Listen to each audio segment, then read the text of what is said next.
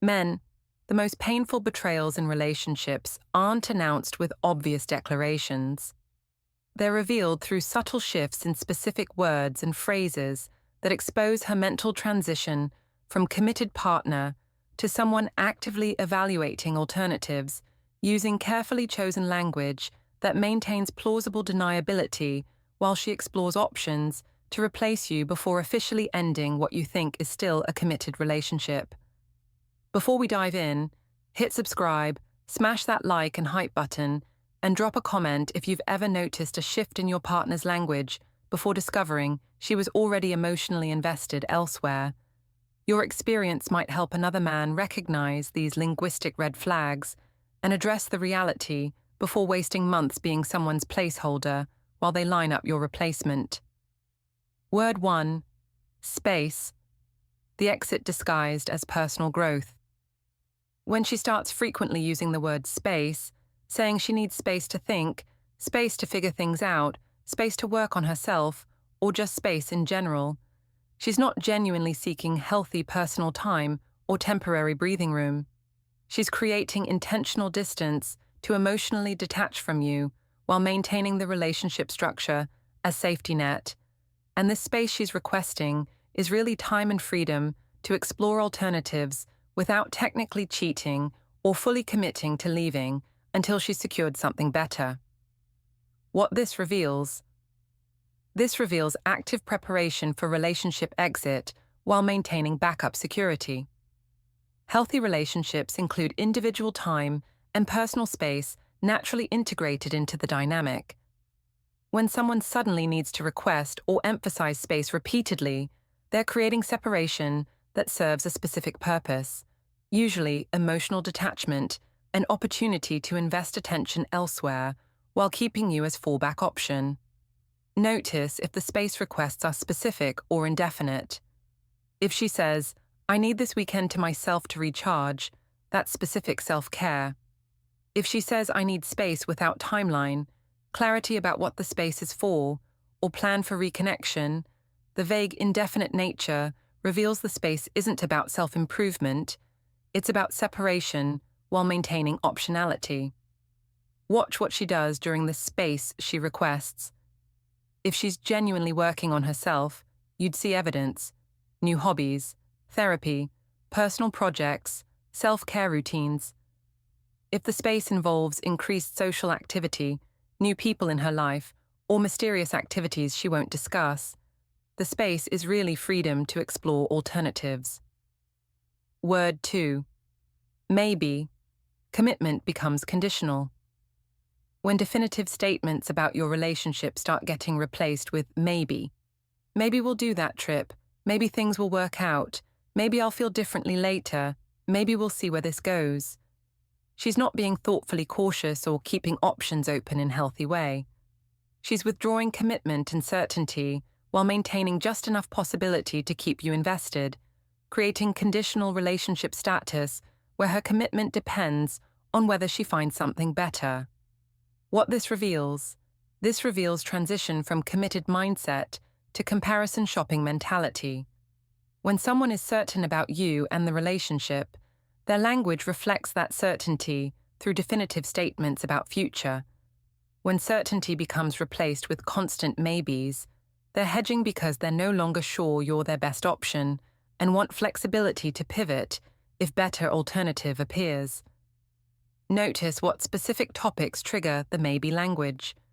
If she's definitive about everything except relationship future, plans involving you, or commitment-related topics, the selective uncertainty reveals she's specifically uncertain about you, not generally uncertain about life.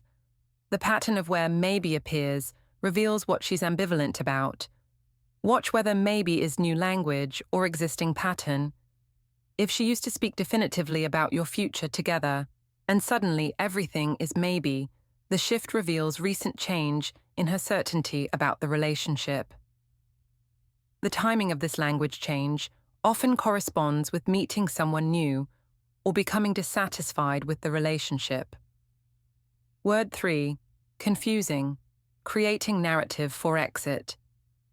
When she starts describing the relationship or her feelings as confusing, saying she's confused about what she wants, the relationship is confusing, her feelings are confusing, or she's just confused in general about you two.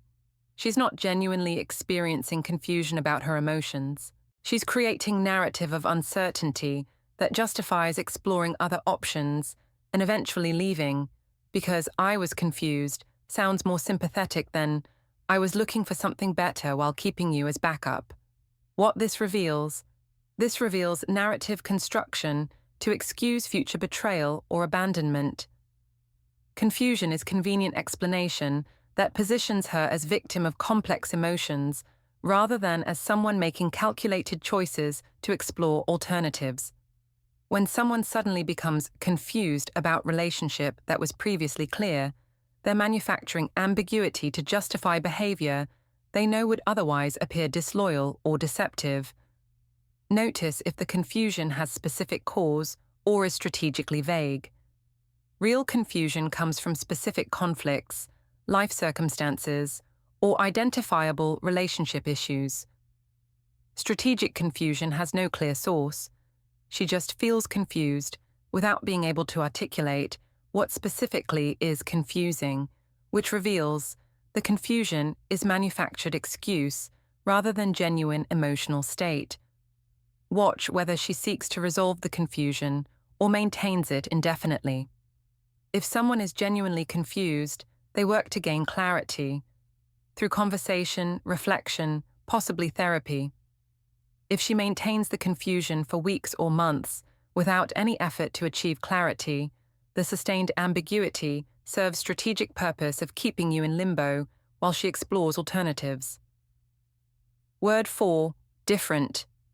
Highlighting incompatibility.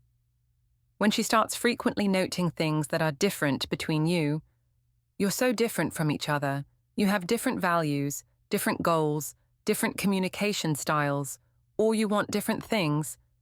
She's not making neutral observations about normal relationship diversity. She's building case for incompatibility by emphasizing differences that she previously accepted or even appreciated, reframing your relationship negatively to justify why it can't work and why she needs to find someone more compatible. What this reveals? This reveals active rewriting of relationship narrative from compatible to incompatible.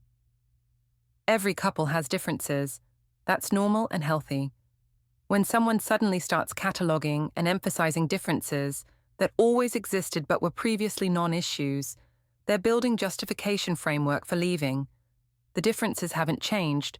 Her interpretation of them has changed because she's decided to leave and needs reasons. Notice if she's genuinely trying to bridge differences or just pointing them out.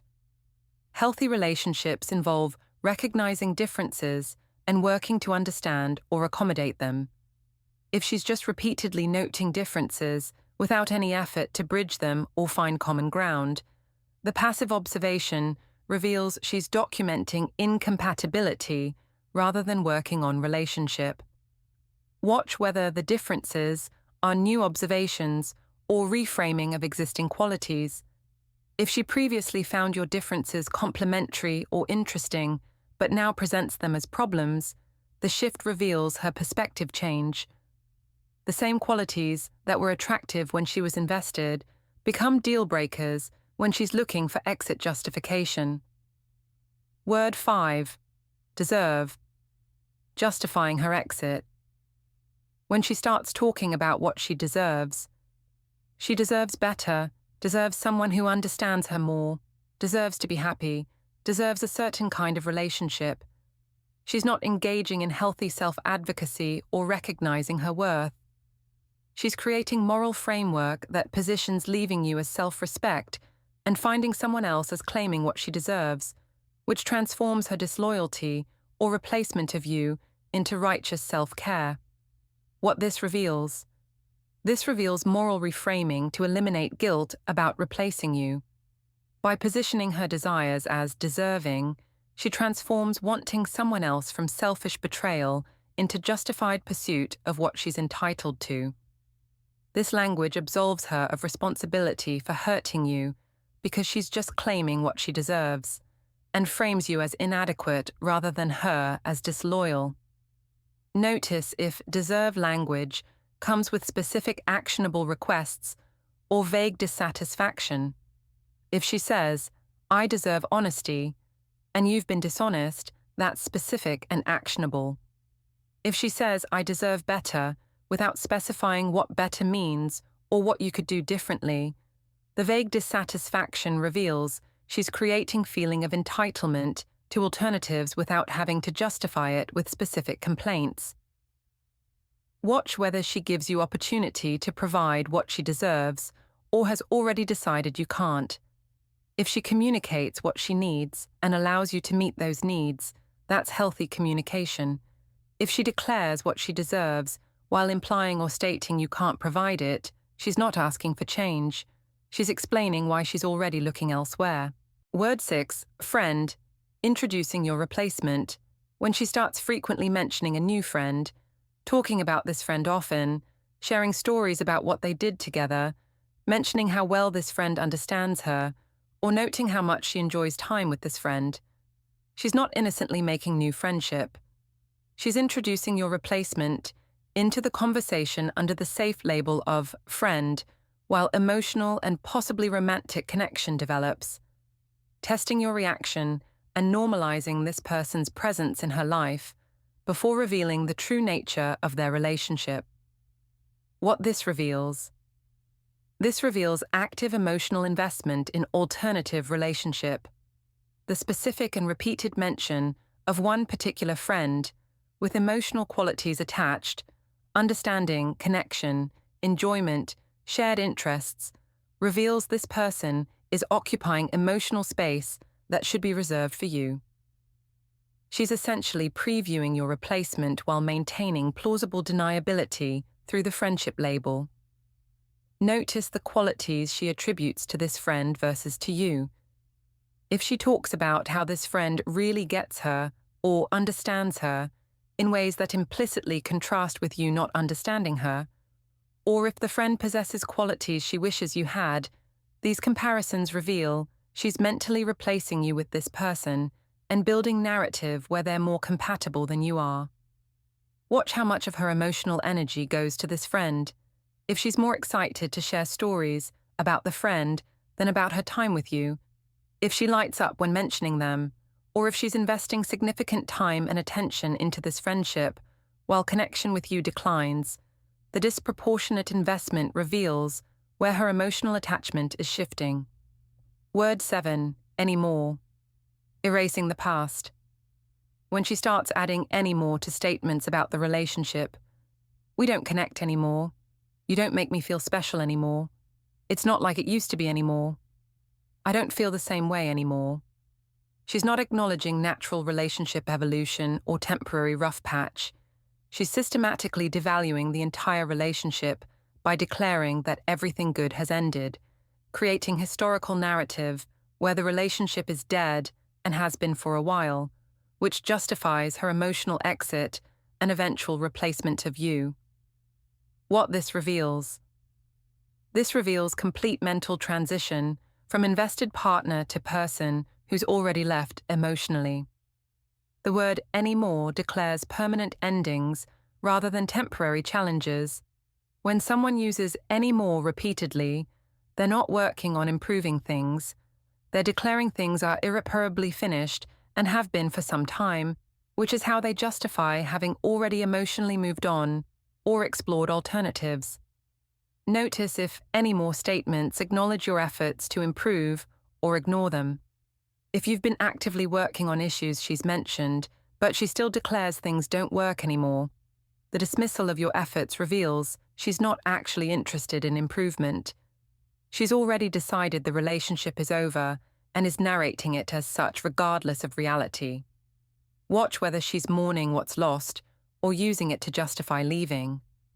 Healthy acknowledgement of relationship challenges involves sadness and desire to reclaim what's been lost. Using anymore as constant refrain to justify exit reveals she's not trying to fix anything. She's building case for why leaving is not just acceptable, but necessary, because everything good is already gone.